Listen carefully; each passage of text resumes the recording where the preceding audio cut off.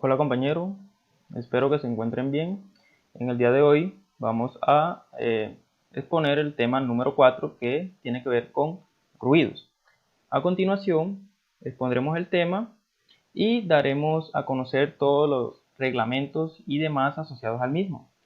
Nuestro compañero ponentes son los siguientes: el compañero Juan Diego Ramos, Jaime Erazo, Abelardo Canchila y mi persona, Luis Fernando Calle.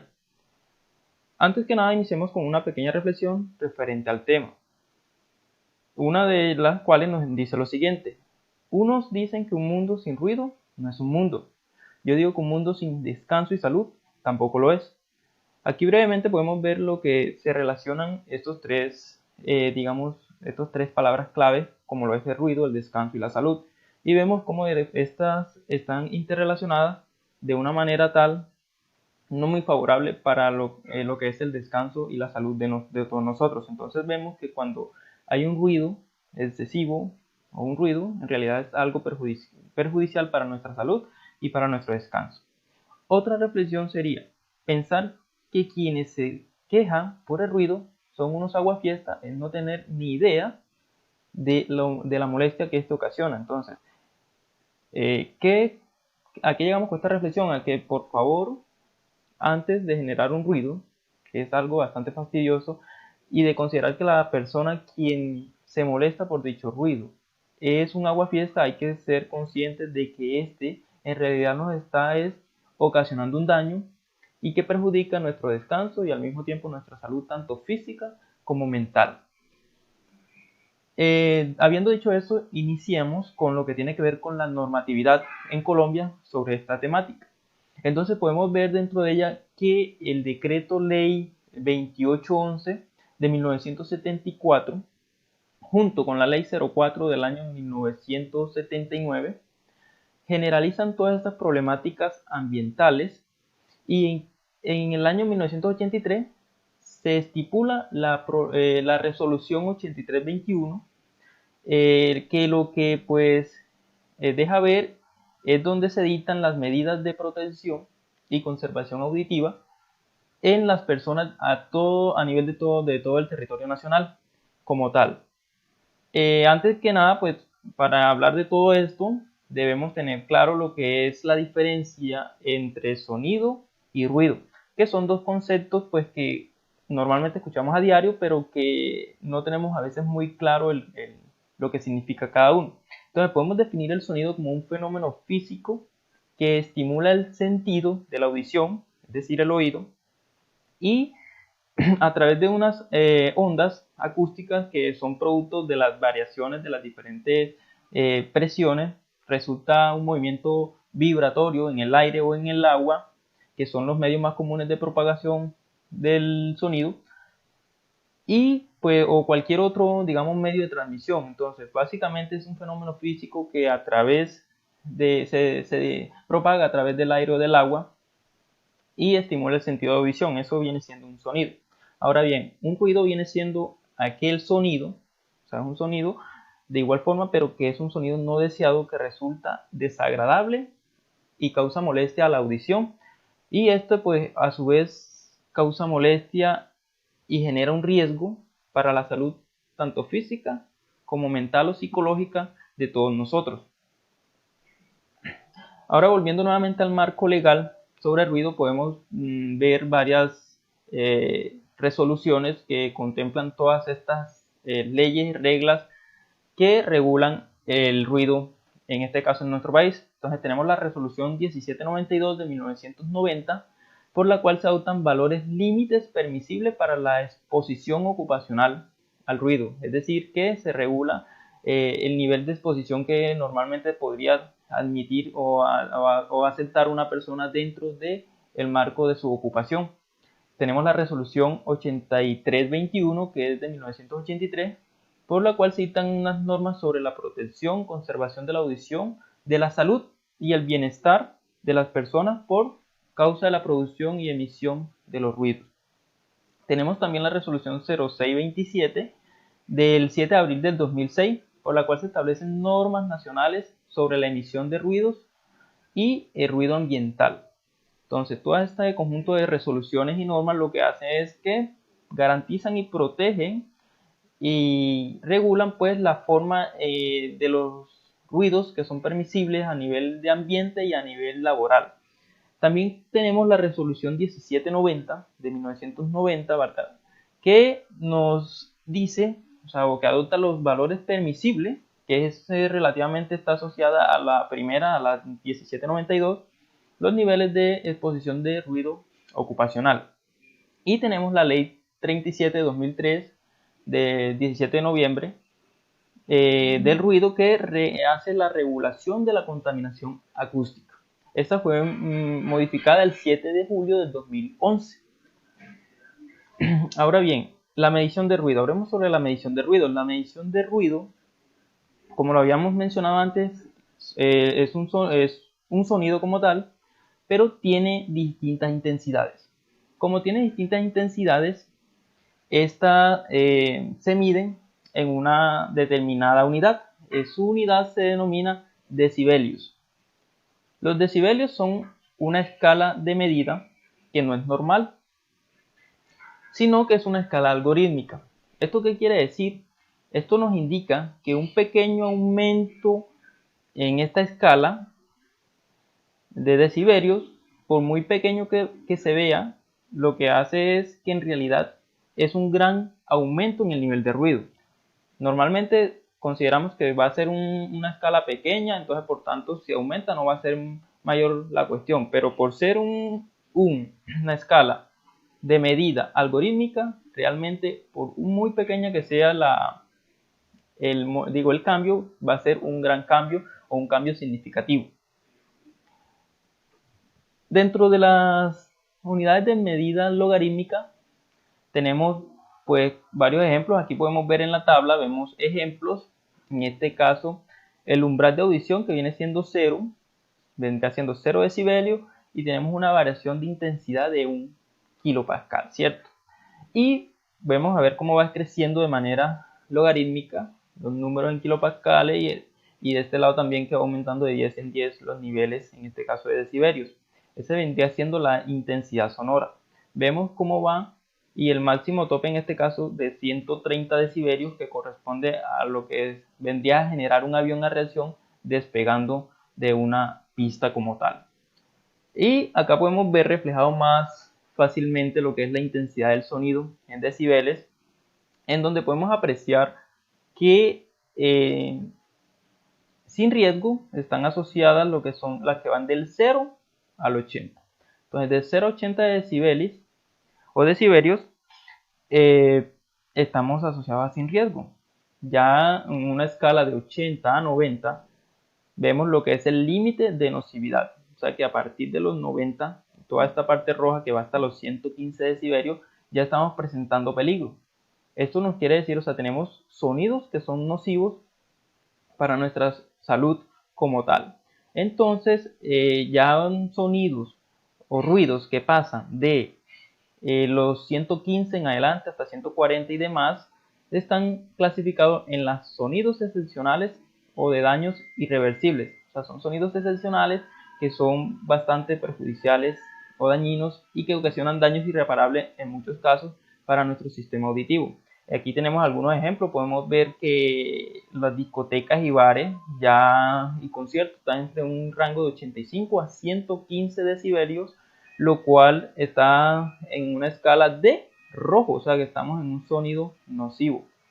Por dado de ahí que se manejan altos volúmenes de la música, alto nivel, alto volumen y demás. Y podemos ver que ya lo que está asociado a rojo y aparte a sonidos excepcionales y dañinos están las que son las sirenas, las alarmas y demás, que tienen unos decibeles de 90 a 120 decibeles. Y pues miren, acá los aparatos personales de música como los MP3 y otros manejan unos decibelios de 70 a 100 decibelios.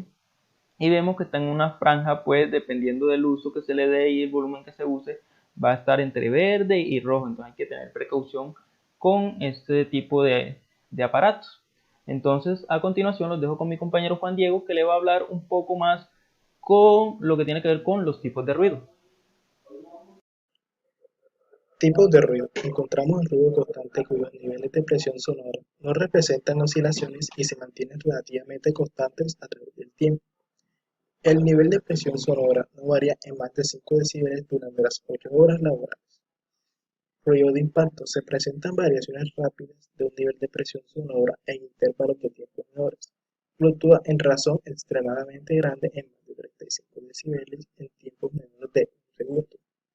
Ruidos intermitentes, que es aquel en el cual se presentan súbitas, bruscas y repentinas de intensidad sonora en forma periódica durante la jornada laboral. El tiempo que mantiene a un nivel superior al ruido de fondo es de un segundo o más. Valoración de la exposición del ruido. Encontramos el nivel de pico, que es el nivel máximo instantáneo de presión acústica al que se expone el trabajador en su jornada de trabajo. Los niveles de riesgo. Encontramos el nivel de presión acústica que nos dice que entre mayor sea la intensidad del sonido, mayor es el daño que causa al aparato auditivo. Tipo de ruido. Los ruidos continuos lesionan menos que los ruidos de impacto de igual intensidad. El tiempo de exposición. Los efectos del ruido son directamente proporcionales al tiempo de la duración de la exposición. Y los factores personales, que el principal factor es la edad del trabajador, por el cual el envejece, es decir, entre mayor sea el envejecimiento de una persona, mayor susceptible es a sufrir daños de audición en la jornada laboral. Valoración de la exposición al ruido. El nivel diario equivalente, que es el nivel de presión acústica continua al que el trabajador está expuesto durante la jornada de trabajo. En Colombia está establecida una resolución 8321 de 1983 del Ministerio de Salud, en los valores límites permisibles al ruido continuo o intermitente están representados en la siguiente tabla. Cuando la exposición diaria es de 8 horas, los niveles de presión sonora medidos en decibeles los tenemos en 90. Cuando la jornada de 6 horas, 91 decibeles. Cuando la jornada diaria es de 3 horas, lo tenemos en 97 decibeles. Y cuando la jornada es de 1 hora, en 105 decibeles. Valores límites permitidos para el ruido. Para el ruido continuo e intermitente tenemos que cuando la jornada es de 8 horas tenemos 85 decibeles, cuando la jornada es de 4 horas 90 decibeles, cuando la jornada es de 2 horas 95 decibeles, 1 hora 100 decibeles, media hora 105 decibeles, un cuarto de hora 110 decibeles y un octavo de hora 115 decibeles. Para el ruido explosivo o de impacto, los impactos por día son, cuando son 140 días, 100 decibeles, 130 días, 1000 decibeles y 120 días, 10.000 decibeles. Según la resolución 0627 del 7 de abril del 2006, estos son los valores máximos permisibles de nivel de emisión de ruido expresados en decibeles. Cuando hablamos del sector A, que es el sector tranquilidad y silencio, nos referimos a hospitales, bibliotecas, guarderías y hogares genéricos para ancianos. De día tienen un promedio de 85 decibeles y de noche 50 decibeles permitidos. El sector B, que es tranquilidad y ruido moderado, aquí encontramos las zonas residenciales, las bibliotecas, bibliotecas públicas, colegios, hospitales, universidades, parques de las zonas urbanas, conjuntos residenciales. Obtenemos que de día son 65 decibeles permitidos y de noche 55 decibeles permitidos. En la zona C, el ruido intermitente restringido, llegamos a las zonas que son las zonas industriales, las zonas de fábrica, las zonas donde de oficina, de empresariales, de eventos, de convenciones, que el nivel promedio son 70 decibeles de día y de noche son 60 decibeles diarios, de noche, perdón.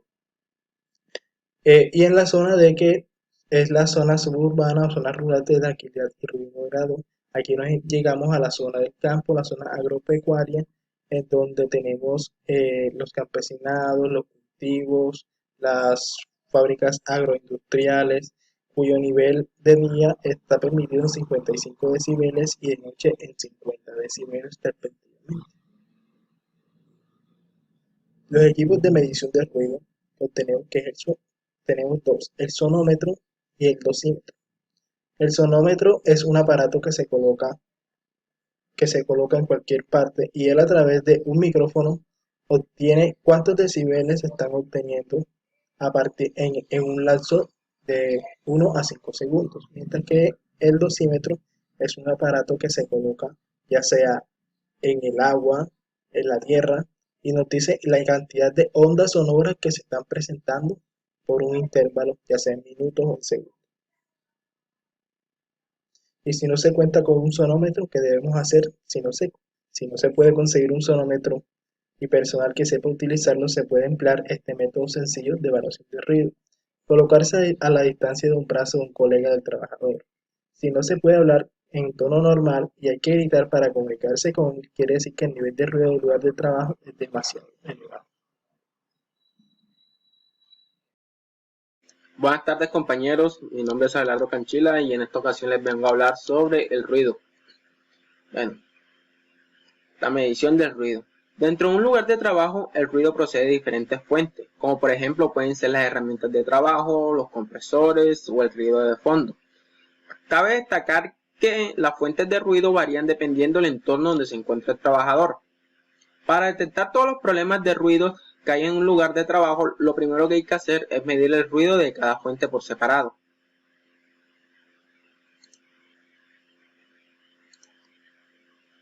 También podemos ver que las actividades económicas también contribuyen una gran cantidad a la contaminación auditiva de las grandes ciudades, como lo es el tránsito vehicular con automóviles livianos o colectivos, actividades industriales, comerciales y artísticas, actividades de construcción y demolición, vuelos de aeronaves, aviones y helicópteros, bocinas y alarmas.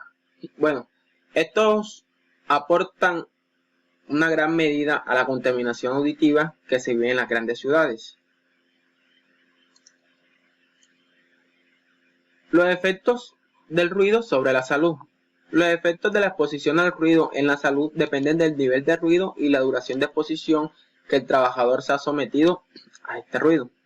Se catalogan en 3 tipos de reacciones: las físico-patológicas, las psicológicas y las lesivas. A continuación les estaré explicando cada una de estas.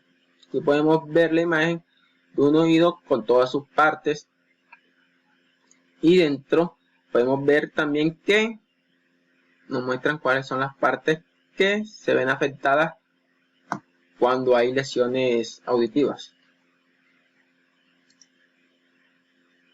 Las primeras son las físico-patológicas. Son aquellas que se afectan físicamente al organismo en sus funciones cuando el ruido se produce a más de 60 decibeles.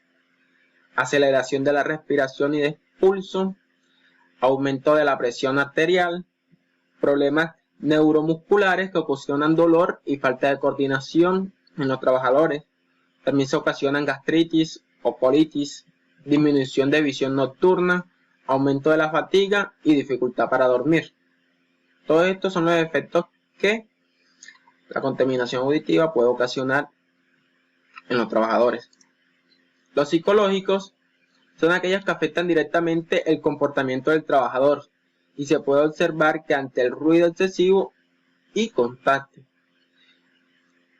disminuye la concentración, la efectividad y la productividad. Aumenta la frecuencia de accidentes en el trabajo, la irritabilidad, nerviosismo y los estados histéricos y neuróticos.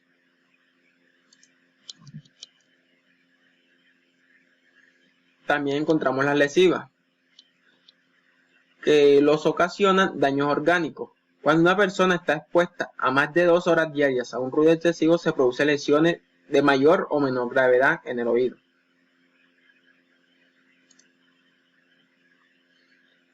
Una de estas es la pérdida temporal de la audición. Al cabo de un breve tiempo, en un lugar de trabajo ruidoso, a veces se nota que no se puede oír muy bien y que le zumban a uno los oídos. Se denomina desplazamiento temporal del umbral a esta afección. Hay que sospechar pérdida de audición si una persona se queja de que no puede oír algo cuando los demás sí lo oyen normalmente. Un ejemplo claro es cuando estamos viendo televisión y le suben el volumen y la persona sigue diciendo que no escucha. Y todo lo que está alrededor de ellos les parece que es demasiado alto el tono del volumen, el nivel de volumen que se está manejando en ese instante. Otro efecto es la pérdida permanente de la audición. Con el paso del tiempo, después de haber estado expuesto a un ruido excesivo durante demasiado tiempo, los oídos no se recuperan y la pérdida de audición pasa a ser permanente. La pérdida permanente de la audición no tiene cura, por eso es importante la buena medición de la cantidad de ruido que se genera en los puestos de trabajo.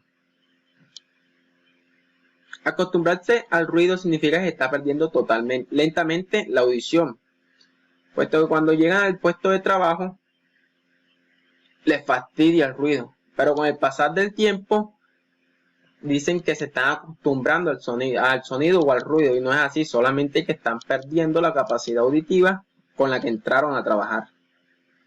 Muchas gracias. Otros efectos de ruido sobre la salud sería la hipoacusia. Esta enfermedad pues produce la pérdida parcial de la capacidad auditiva. Hablamos de la mitad de la capacidad, de una cuarta parte, ¿sí? La pérdida parcial.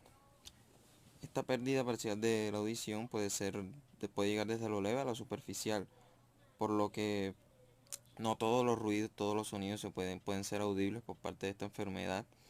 A ciertos decibeles, ciertos niveles de sonido pueden ser escuchados por lo que esta enfermedad causa una sordera, un zumbido, ruidos que lentamente pueden ir empeorando si no se atiende por personal médico periódicamente, en el que el trabajador se ha sometido a pruebas y resultados donde se vean las mejoras. Y esta enfermedad puede considerarse moderada a grave, dependiendo si es acudida prontamente por parte del trabajador. La fatiga auditiva. Como en todos los parámetros, la excesiva utilización, el abuso, a largos periodos de utilización siempre hay una fatiga. En este caso, en los órganos receptivos, que es la audición, puede haber una fatiga, un cansancio del órgano receptivo de los sonidos, del oído. Que esta es una enfermedad no tan grave, es algo suave, por lo que es una sordera más que todo, y la audición se puede recobrar en cuestiones de horas, de minutos, ¿sí? Dependiendo de la exposición a los ruidos. El trauma acústico pues se refiere a los problemas internos de nuestro oído, de la capacidad auditiva. Y el trauma es lo que resulta después de una sordera profesional, de una fatiga, de una hipoacusia. Es lo que ha quedado de todas estas enfermedades en el oído, un trauma, en que es una lesión interna. Hablamos de una lesión interna de nuestro órgano. La sordera profesional pues se considera como una alteración irreversible, por lo que el trabajador la ha adquirido a lo largo del tiempo de su labor profesional en su puesto de trabajo. Este trabajador la ha adquirido de forma gradual a lo largo del tiempo en su trabajo, ya sea por ruidos pequeños, ruidos grandes, ruidos excesivos, en los que poco a poco se va adquiriendo una enfermedad grave, en que puede ser irreversible, en la que puede convertirse en una pérdida parcial o permanente, y es muy peligroso. Entonces aquí se debe acudir prontamente a los profesionales de la salud.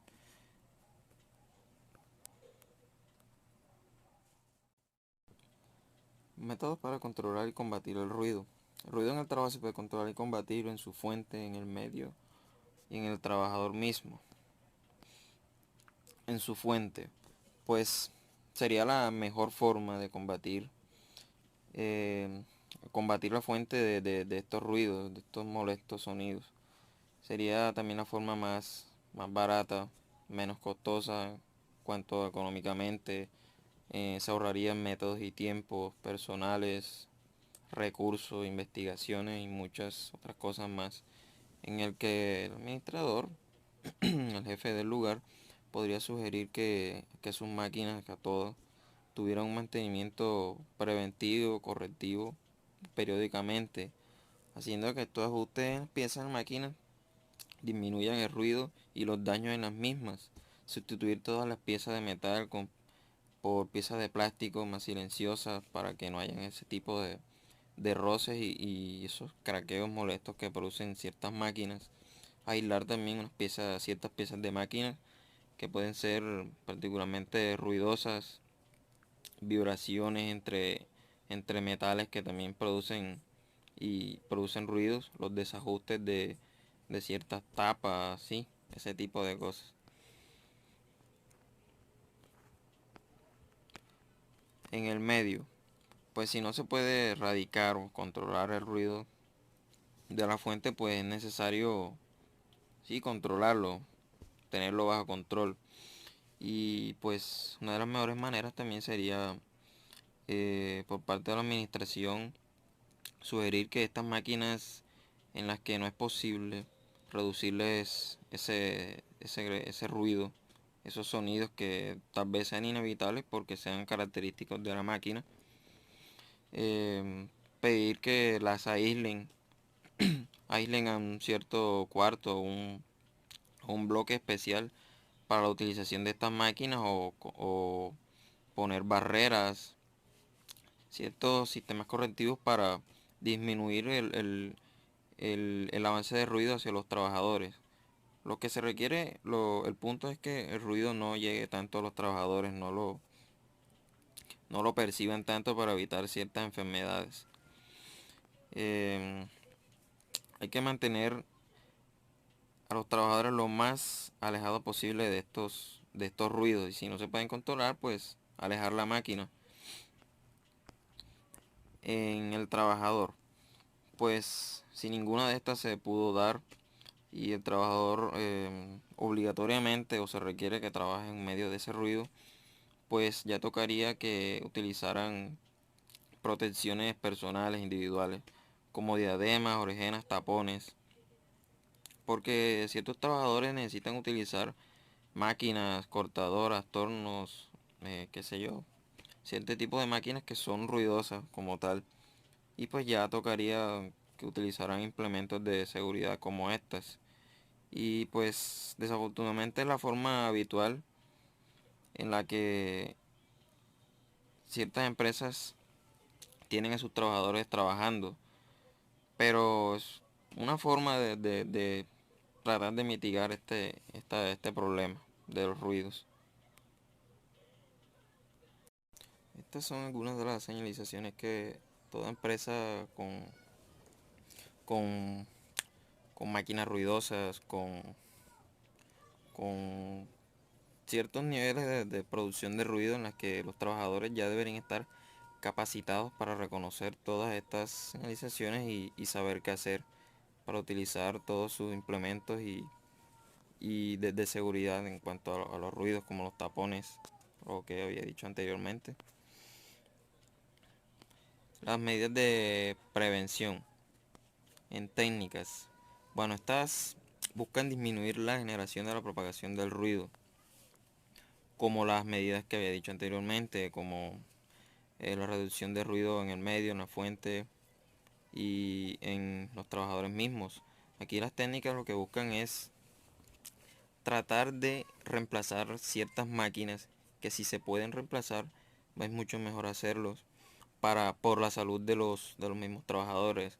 Reemplazar ciertas piezas periódicamente, darle una inversión y mantenimientos periódicos a este tipo de máquinas para que generen menos ruido en el ambiente con el mantenimiento de estas y la propagación de estos ruidos por medio de un control donde se produce control periódico. Organizativas pues serían las medidas como las señalizaciones en las que se busca de pronto reducir el tiempo de exposición del trabajador, darle descansos ambientales silenciosos, restricciones de acceso a personal no autorizado o con la rotación de personal, tratar de, sí, esto sería muy buena, una rotación del personal para que no siempre el mismo trabajador esté expuesto siempre a los ruidos y se generen traumas acústicos en sus oídos o enfermedades profesionales. Las medidas de prevención, pues otra medida sería la vigilancia de la salud, que se trata ya del auxilio del personal médico, que sería mejor que la misma empresa, la misma empresa tuviera un personal médico contratado para que todos los trabajadores se hicieran de forma casual y muy periódica, se hiciera un control de cómo está su audición